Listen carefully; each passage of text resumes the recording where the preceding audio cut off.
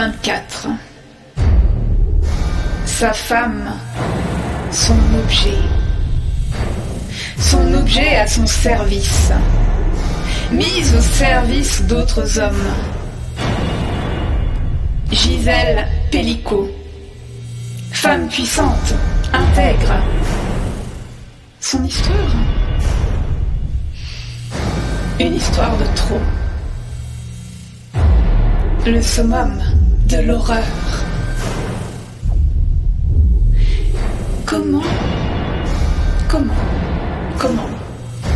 Comment ce mari de bonne figure et tous ces hommes de bonne figure sociale en arrivent à un tel mépris? Mépris de la femme, mépris de soi, à une telle misère affective, sexuelle, à une telle lâcheté. Comment ces assassins en arrivent à profiter en toute impunité du corps d'une femme endormie? Comment ces assassins peuvent-ils tranquillement rentrer chez eux le soir, comme si de rien n'était, rejoindre leur foyer tranquillement et s'allonger à côté de leur femme, ou se regarder dans le miroir, et surtout, comment Gisèle Pellicot tient debout.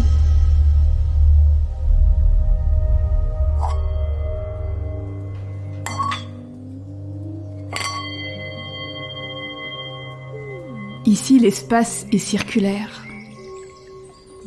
Tu y entres en traversant des portes battantes feutrées d'une extrême douceur. Porte, matière fibre de bambou. Tu es traversé par une extrême douceur. Ici, on laisse les chaussures à l'entrée. Pieds nus, tu avances. Tu avances, ta voûte plantaire se dépose sur de la moquette blanche. Tu avances. Les murs autour de toi tapissés de soie. Une fresque verdoyante. Nature luxuriante. Des arbres aux mille et une racines. Des oiseaux de toutes les couleurs. Des fleurs exotiques. Tu avances dans une bulle, un cocon, un refuge. Tout autour de toi. Une lumière chaude, tamisée, apaisante. Tout autour de toi t'invite à t'apaiser. On t'invite à t'allonger sur un matelas chauffant, moelleux. Ici, tu peux reposer ton corps, ton esprit, ton cœur. La personne qui t'accueille, sourire aux lèvres, radieuse, visage solaire, t'inspire amour, chaleur, paix. En elle respire, transpire la bienveillance. Elle est là pour prendre soin de toi. Oui, tu as droit, toi aussi tu as droit, à l'amour, à la tendresse. De ses mains chaleureuses, elle commence à te masser à l'huile chaude. Ses mains te réconfortent, t'enveloppent, te procurent bien-être, sérénité.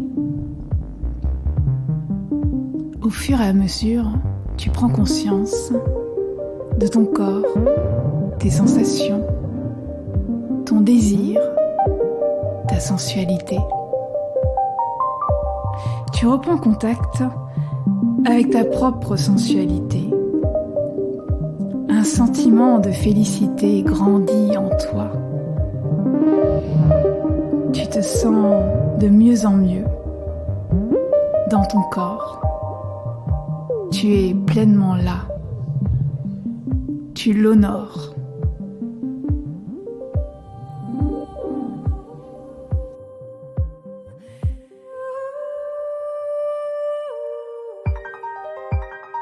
Ça a d'abord commencé comme une blague. Ou une rage, on ne sait plus très bien. Je suis fatiguée, Émilie. La présence des hommes me dérange, Victoria. C'est beau comme les femmes queer, on prend soin les unes des autres. Oui. Il y avait des modèles. Ils étaient peu nombreux, n'avaient pas duré, avaient été réprimés. Mais ils existaient. Et dans nos imaginaires, ils brillaient de toute la force de l'utopie. Des communautés lesbiennes de l'Oregon à l'expérience anarchiste de la Catalogne, en passant par la démocratie au Rojava, on avait lu, rêvé, imaginé. Et puis un jour, on est parti. On a choisi l'un de ces départements ruraux qu'on ne connaît pas. Mais pas un Eldorado à néo-bobos ruraux, non. On ne voulait pas aller en Ardèche ou dans le Larzac. Nous, on a choisi la Meuse, la Haute-Marne, l'Allier. On a laissé le monde derrière nous et on s'est appliqué le principe « Rêve grand, commence petit, agis maintenant ». On était 6 et on s'est dit que pour changer le système, le mieux c'était encore d'être heureuse. Vraiment heureuse. Juste pour montrer l'exemple.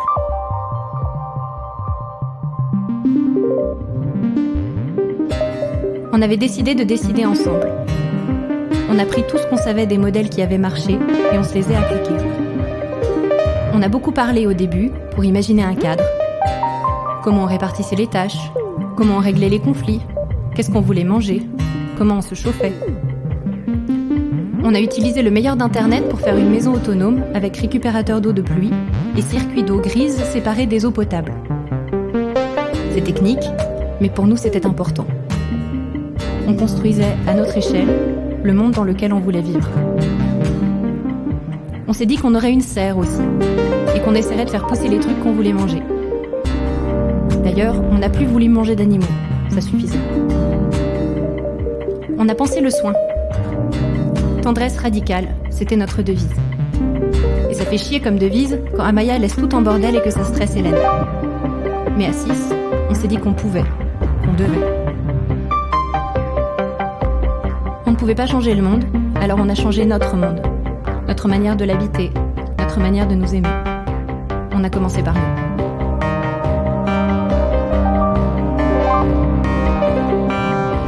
On a commencé par nous.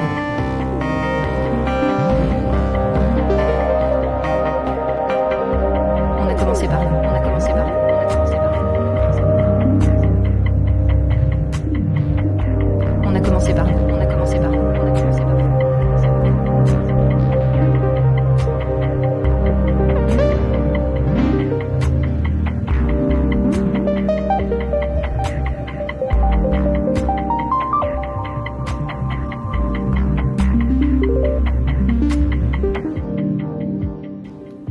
Je ne suis pas certaine de savoir comment tout cela a commencé.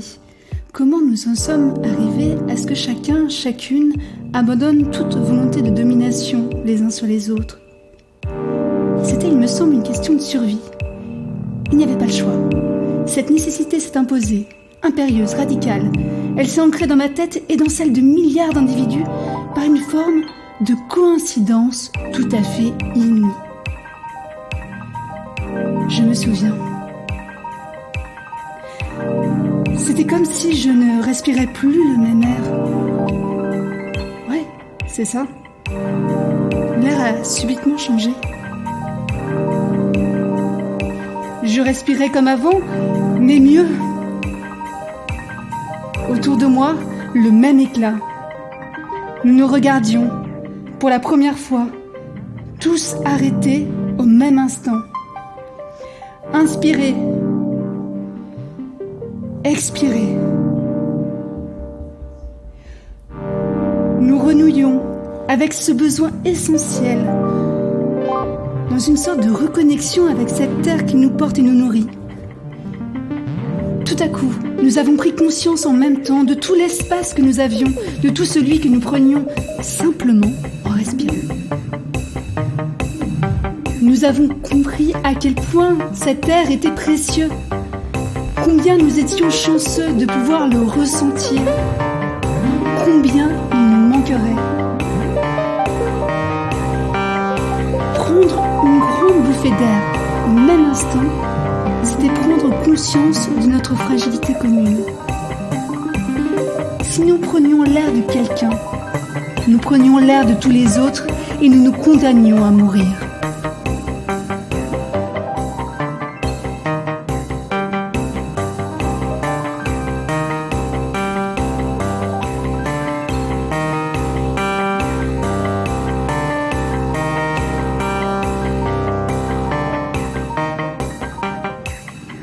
Je me suis réveillée, la tête dans les nuages. Impossible de me lever. Le réveil a pourtant sonné 1 fois, 2 fois, mais non, ça ne veut pas. Mon corps dit stop. Non, aujourd'hui, tu n'avanceras pas. Je regarde le plafond de mon appartement, la lampe en bambou juste au-dessus de moi, et je me dis, mais oui, quel besoin as-tu de te lever ? Éloge de la paresse. Et pourtant non. Ça bouge à l'intérieur, à l'extérieur. Je souris. Devant la fenêtre, en prenant mon café du bout des doigts, je prends mon temps. Aujourd'hui, j'ai enlevé l'horloge dans la cuisine, ça ne sert plus à rien. Nous avons tous fait la même chose. Enlever l'heure, le compte du temps, le premier outil de domination de l'humain sur l'humain. Je ne suis plus en retard. Il n'y a plus de quart d'heure de politesse. Avec le temps de respirer est venu le temps de se parler, de se raconter. À la fenêtre, je vois des personnes qui se rencontrent, libres de prendre le temps. Chacun a trouvé enfin sa respiration et écoute celle de l'autre.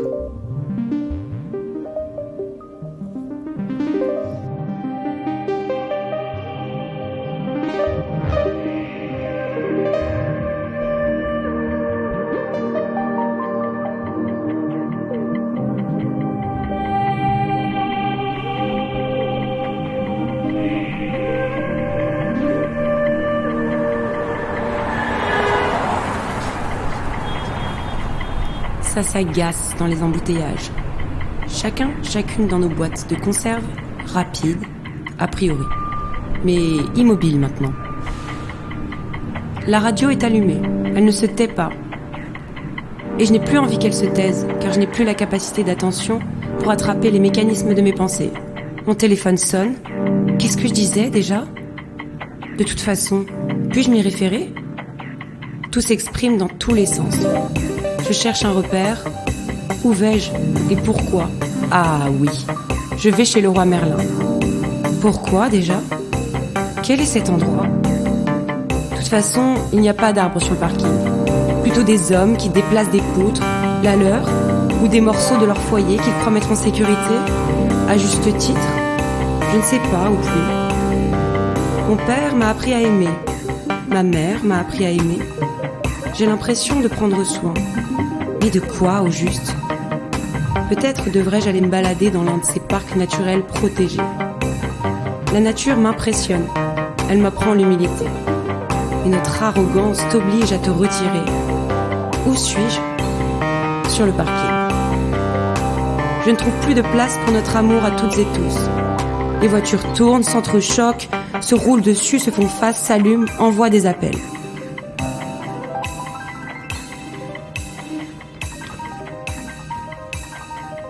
Mais où sont les regards ?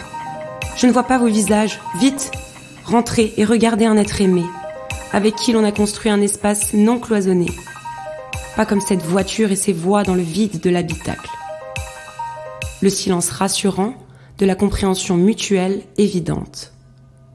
Les yeux de l'utopie. Un petit sourire aussi.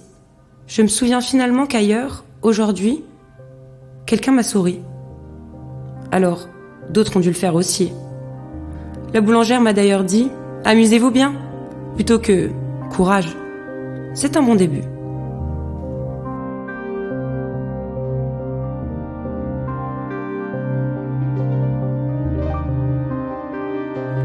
Après un silence, de nouveau, le silence.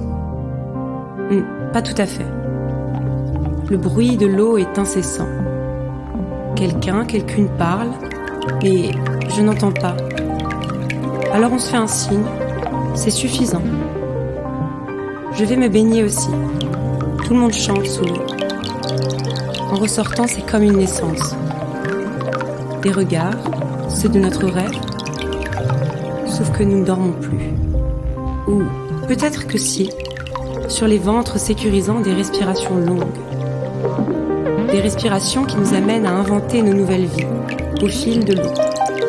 Les hommes se taisent, les femmes s'écoutent. Le roi Merlin est toujours là, mais elle est plus enchanteresse.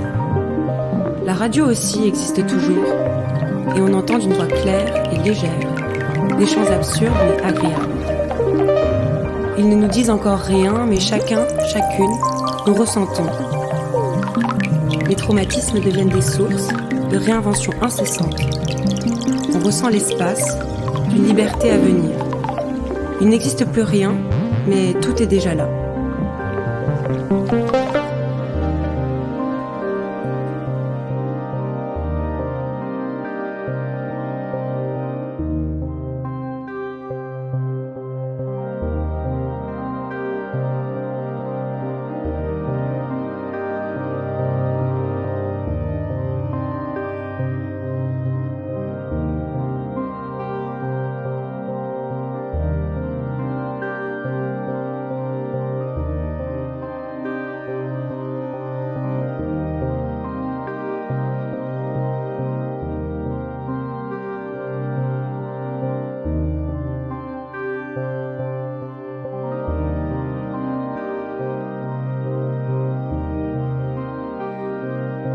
À l'échelle mondiale, le chaos a pris racine et forme. 2030, 2040, 2050, les gouvernements s'enchaînent avec des politiques toujours plus libérales, conservatrices, autoritaires et colonisatrices. Les communautés religieuses, ethniques, de classe et de genre s'entretuent. Au bénéfice de qui ? Des hommes riches et occidentaux. Les intouchables s'engraissent sur le dos du peuple, violent les lois et punissent les faibles. Mais à terme, un tel système ne peut survivre, et par un dernier désespoir, l'union des peuples mit fin à leur règne. Et alors quoi ? L'utopie peut-être ? Non. Des décennies de guerre civile attendent les humains. Le pouvoir est à personne comme il est à tout le monde. Des groupes d'humains se forment sous la direction des hommes, prennent les armes pour tuer, violer et recommencer. Aucun d'eux n'arrivera à asseoir une forme de stabilité. Là où des femmes décidèrent quant à elles de créer une communauté lointaine, cachée, comme hors du temps. Cette communauté a pour mot d'ordre la sororité. Elle devient la première forme politique stable connue depuis des décennies, et le monde était enfin prêt à entendre parler d'elle.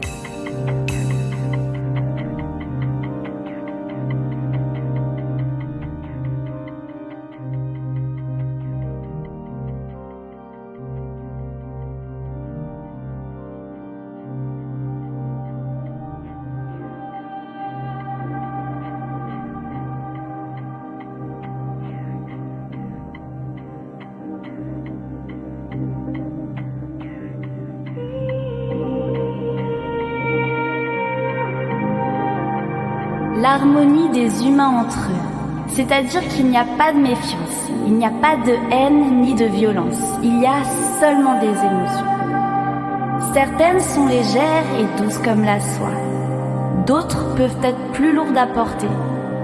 C'est à ce moment-là que vous trouverez toujours une oreille attentive pour vous confier, une main tendue pour vous aider. Cette main, c'est celle de votre ami, de votre copine, de votre sœur et de votre père. L'acceptation des émotions, la conscience de soi et de l'autre, de nos failles et de nos forces, l'acceptation et la conscience de tout ce qui nous rend humains et qui a pourtant justifié des siècles de domination et d'injustice, ont mis fin au cercle de la violence.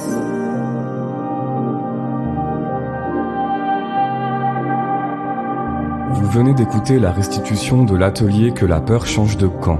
Texte et interprétation, Clotilde Pratt.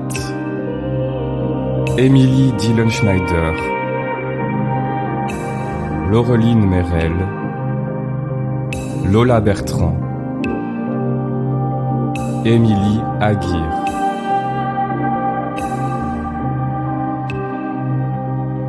Produit par l'association A Livre Ouvert wie ein offenes Buch, en partenariat avec l'Oré 85 et la ville de Strasbourg, dans le cadre du OFF des Assises européennes contre les violences faites aux femmes, avec l'aide du soutien à la vie associative de proximité d'IVAP de la région Grand Est.